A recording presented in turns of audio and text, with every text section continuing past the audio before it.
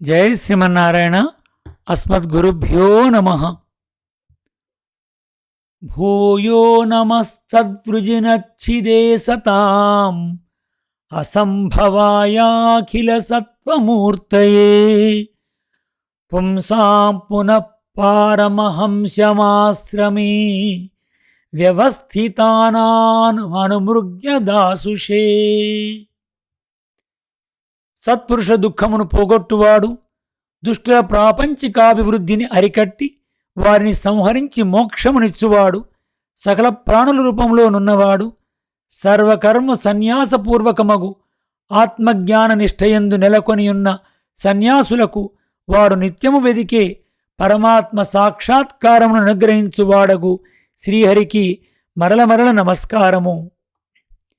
Second canto, 4th chapter, 13th prayer. భగవద్బంధులారా, శ్రీమద్భాగవత తత్వదీపిక 6వ స్కందము 19వ పాడ్కాస్ట్లో స్వాగతం. ఇంతవరకు వృత్రాసుర వధ, వృత్రాసురు యొక్క పూర్వజన్మ వృత్తాంతం భాగంగా చిత్రకేతోపాఖ్యానాన్ని మనం పూర్తి చేసుకున్నాం. తప్పనిసరిగా చిత్రకేతోపాఖ్యానం అందరూ కూడా వినవలసింది, తరించవలసింది ప్రార్థిస్తూ తర్వాత విషయంలో మరుద్గణముల జన్మ వృత్తాంతాన్ని తెలుసుకుందాం. సవిత భార్య పృష్ణి మరియు సావిత్రి వ్యాహృతి 3 వేదములను, అగ్నిహోత్రమును, పశుయాగమును, సోమయాగమును, చాతుర్మాస్యము, మహాముఖములను కనెను. భగుని భార్య సిద్ధి ఆమె మహిషుని, విభుని, ప్రభువును కనెను. సుశీల ఆశిష అనడి కన్యను కనెను. ధాత యొక్క భార్యలు 4: కుహు, సినీవాలి, రాక, అనుమతి అను 4 భార్యలు. వారి యందు వరుసగా సాయము, దర్శము, ప్రాతకాలము, పూర్ణమాసము అను 4 కుమారులను కనెను. విధాత భార్య క్రియ ఆమె యందు పురీష్య అను సంజ్ఞగల ఇష్టక చైతన్యములు ప్రసవించెను. వరుణుని భార్య చర్షణి ఆమె యందు భృగువు జన్మించెను. వరుణుని యొక్క కుమారుడే వాల్మీకి. అతడు పుట్ట అనగా వల్మీకము నుండి వెలువడుచే వాల్మీకి అని పేరు వచ్చెను.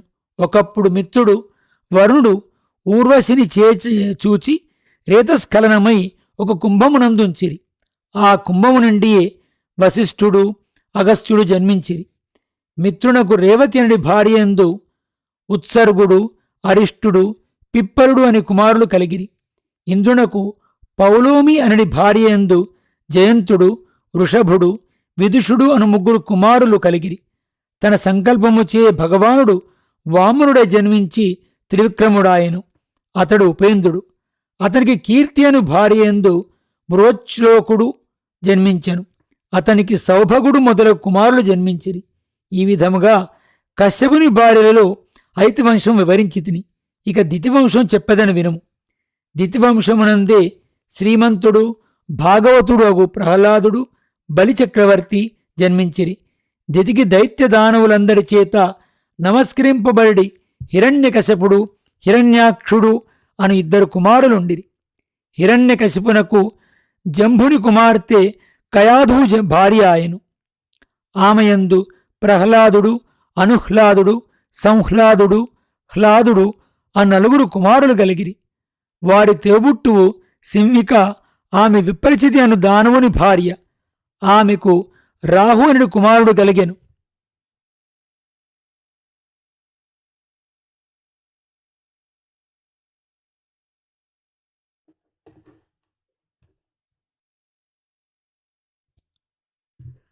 అతడి అమృతమును త్రాగుటకు సిద్ధపడగా శ్రీహరి అతని శిరస్సును ఛేదించాను.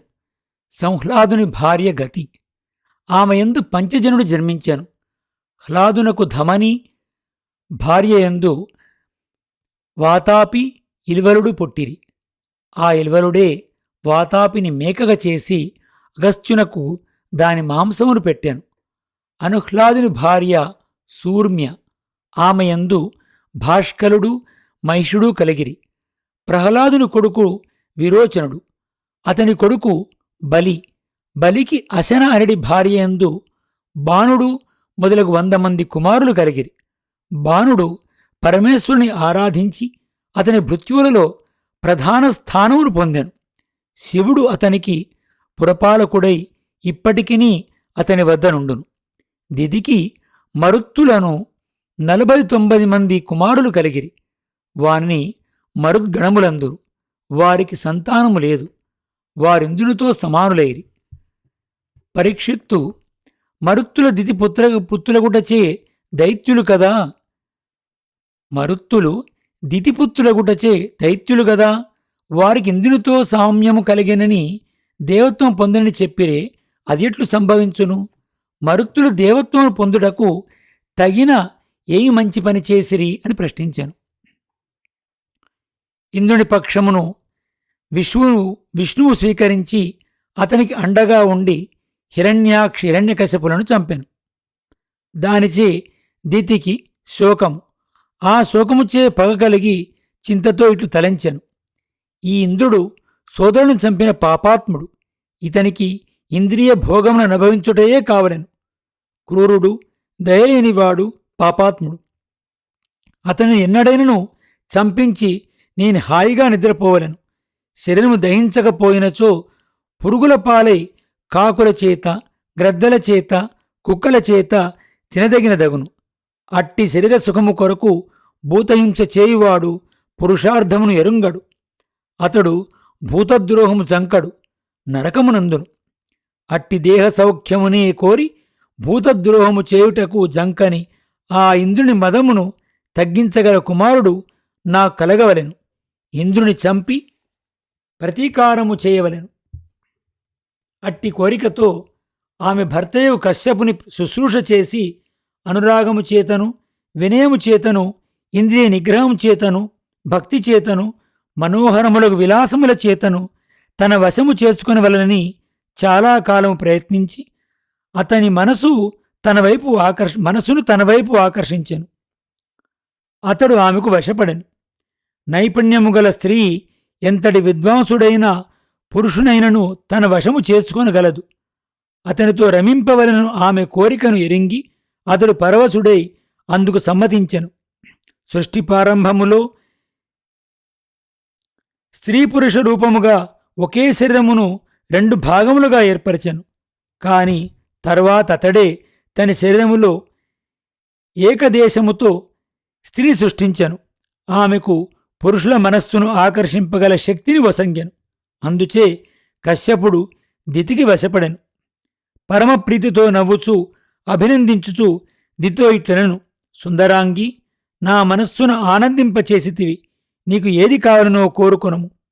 భర్త సంతోషించినచో ఏ కోరిక పొందశక్యము కాదు. స్త్రీలకు పతియే పరమదైవము. పరమదైవము నారాయణుడే. భర్తయే నారాయణుడై సర్వాభీష్టము నెరవేర్చగలడు. భర్త రూపమున ఉన్న వాసుదేవుడే భార్యచే ఆరాధింపబడుచుండును.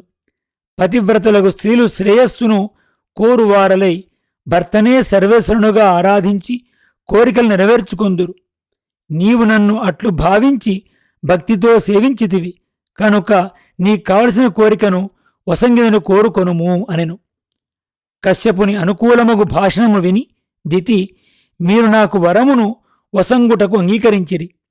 కావున ఇంద్రుని చంపజాలిన కుమారుని నాకు ప్రసాదింపుడు. మృత్యువులేని వానిగా వానిని చేయుడు అని కోరెను. నా కుమారులు ఇరువురు చంపబడినారు కదా, అందుచే మృత్యువులేని కుమారుని అనుగ్రహింపుడు అని కోరెను. కశ్యపునకు ఆమె కోరిక సంకట పరిస్థితిని తెచ్చిపెట్టెను. ఇంద్రుని చంపగల కుమారుని వసంగుట అధర్మము, ఇయ్యజాలడు. వరమునిచ్చేదనని మాట ఇచ్చి మరలజాలడు. అందుచే మనసులో బాధపడుచూ ఇట్లనుకొనుచున్నాడు, ఆహా, ఇంద్రియములకు వశపడి తిని స్త్రీ అనడి మాయ నా మనసును వశపరుచుకొనినది. దీనుడై నరకములో పడెదను. నేను ఎంత బుద్ధిహీనుడను. మనకు రాబోవు అనర్థమును గుర్తించుకొనకలేకపోయి తిని, ఇంద్రియములను జయింపలేకపోతిని. స్థిర స్వభావము, రూపము పరస్పర విరుద్ధముగా ఉండును. ముఖము శరత్కాలమందలి పద్మము వలె ఆకర్షకముగా ఉండును. మాటలు అమృతం వలె ఉండును. కాని హృదయం పదునైన కత్తి అంచువలే ఉండును. వారి చేష్టితములను ఎవరు గుర్తింపగలరు? స్త్రీకి స్వార్థమునందు పట్టుదల ఎక్కువ. దానికి అడ్డం వచ్చినవాడు భర్తైనను పుత్రుడనైనను సోదరునైనను స్త్రీ చంపుటకు జంకదు. ఆమె స్వభావమునకు అనుగుణంగా ప్రవర్తించినది నేను ఏమి చేయగలను? వరము ఇచ్చేదను. అసత్యము ఆడుట తగదు. కాని ఇంద్రుడు చనిపోవుట లోకమునకు అనర్థము అని ఆలోచించి కశ్యపుడు తనను తాను నిందించుకొనుచు ఆమెతో ఇట్లు పలికెను. ఓ కళ్యాణి, నీకు ఇంద్రుని చంపగల కుమారుడు కలుగును. అతడు దేవతలకు బాంధవుడగును. నేను చెప్పిన వ్రతమును నీ 1 సంవత్సరము చేసినచో అట్టి కుమారుడు కలుగును అనెను. దితి ఆ వాక్యమును విని చెప్పుడు ఆ వ్రతమును తప్పక చేతును. అందు చేయదగినవేవో చేయరానివి ఏవో తెలియజేయుడు అని పలికెను. కశ్యపుడు ఆమెకు ఆ వ్రత నియమములను ఇట్లు చెప్పాను. ఈ వ్రతం 1 సంవత్సరము చేయవలెను. వ్రత సమయములో ఏ ప్రాణి హింసింపరాదు, ఎవ్వరినీ నిందింపరాదు, అసత్యము పలకరాదు, గోళ్ళు వెంట్రుకలు తుంపరాదు, అశుచైన వస్తువులను స్పృశింపరాదు, ఎవరిపై కోపము తెచ్చుకొనరాదు, దుర్జనులతో మాట్లాడరాదు, నదులలో సరస్సులలో మునిగి స్నానము చేయరాదు, తడిపి ఆరవేయని వస్త్రములను దాల్చరాదు, ముడిచి విడిచిన మాలను దాల్చరాదు, ఎంగిలి తినరాదు, చండికకు పెట్టిన మాంసము తినరాదు, ముట్టరాదు, శూద్రుడు పెట్టిన అన్నము తినరాదు, రజస్వలైన ఉన్న స్త్రీ చూచిన అన్నము తినరాదు, దోసిలతో నీరు త్రాగరాదు, ఎంగిలైనచో నీటిని స్పృశించవలెను, ఉభయ సంధ్యలందు జుత్తు విరియబోసుకుని ఉండరాదు, 2 వేళలా దేవతార్చనము మానరాదు, మాటలో నియమం పాటించవలెను, పైని బట్ట కప్పుకోకుండా బయట సంచరించరాదు, కాళ్ల చేతులు కడుకొనకుండా పరుండరాదు, తడిపాదములతో పరుండరాదు, దిగంబరగా పరుండరాదు, ఉతికిన బట్టలను ధరింపవలను, పవిత్రురాలై ఉండవలను, పసుపు చందనం మొదలగు మంగళ ద్రవ్యములను అరదుకొని తిలకమును దాల్చి ఉండవలను, ఉభయ భోజనమునకు ముందు గోవును, బ్రాహ్మణులను, మహాలక్ష్మిని, భగవానుడుగు నారాయణుని పూజించవలెను, పుత్రవతులకు స్త్రీలను పూజించవలెను, వారికి మాలలు, చందనము, కానుకలు, అలంకారములు సమర్పింపవలెను, భర్తను దైవముగా భావింపవలెను. ఇట్లు 1 సంవత్సరము పుంసవనమనడి ఈ వ్రతమును నీవు చేసినచో ఇంద్రుని చంపజాలిన కుమారుడు నీ కలుగును అని తను చెప్తాడు. ఆ వ్రతాన్ని మరి తను స్వీకరించి తర్వాత ఏం జరిగిందో విషయాన్ని మనం మరొక పాడ్కాస్ట్లో తెలుసుకుందాం. జై శ్రీమన్నారాయణ. అస్మద్గురుభ్యో నమః.